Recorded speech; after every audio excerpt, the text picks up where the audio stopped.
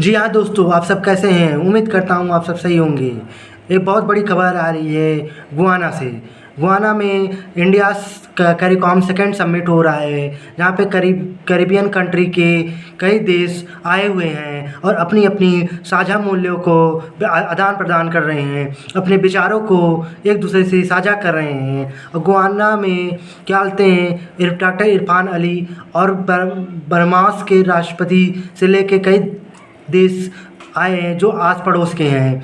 वो अपनी अपनी मुद्दों को एक रख रहे हैं भारत सामने, उनकी क्या समस्याएं हैं, उनको कैसे हल किया जाए। भारत ने भी जोड़ तोड़ तोड़ के उन सब की मदद करने का वादा किया है। अपनी अपनी सभी संविधानों, अपनी अपनी संप्रभुताओं को अच्छी तरीके से ख्याल रखने के लिए ये इंडिया का बहुत बड़ा कदम माना जा रहा है।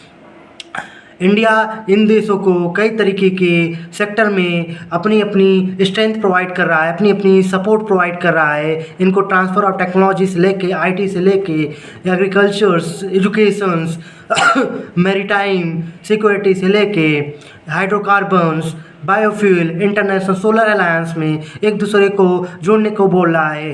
इंडिया अपनी यूपीआई को भी वहाँ पे मूल्य दे रहा है कि वो इससे जुड़े और अपनी अपनी देशों की संप्रभुताओं, अपनी अपनी देशों की सुविधाओं को ईजी बना ने एक बहुत बड़ी कदम उठाई है। उसने अपनी highest order of civilian award प्रधानमंत्री मोदी को देने का निर्णय करता है, जिसको ऑर्डर ऑफ एक्सीलेंस बोलते हैं। इसके पहले नाइजीरिया ने भी इंडिया के प्राइम मिनिस्टर को अपनी ऑर्डर ऑफ नाइजीरिया प्रदान करता है। इसके पहले कई देश दे चुके हैं अपनी अपनी हाईएस्ट अवार्ड, जैसे रशिया और यूएई, सऊदी, कतर। कई देश भी अपनी अपनी बढ़ चढ़ के प्रधानमंत्री मोदी को खुश करने की कोशिश में लगे हुए हैं, क्योंकि प्रधानमंत्री मोदी एक बहुत इम्पॉर्टेंट प्लेयर हैं, एक पावरफुल लीडर माने जा रहे हैं।